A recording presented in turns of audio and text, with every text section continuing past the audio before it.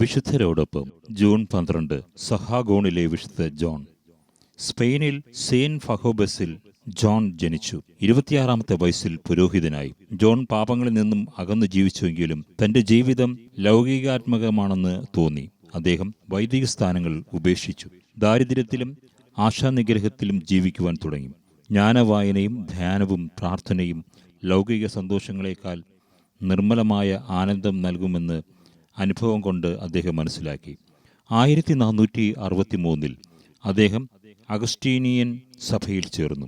എളിമയിലും അനുസരണത്തിലും ആശാനിഗ്രഹത്തിലും അദ്ദേഹം സകലരെയും അതിശയിപ്പിച്ചിരുന്നു. ഒരിക്കൽ ഒരു പാപിയെ മാനസാന്തരപ്പെടുത്തിയപ്പോൾ പാപത്തിൻ സവിയായ ആ പ്രഭു ഫാദർ ജോണിന് വിഷം കൊടുത്തു.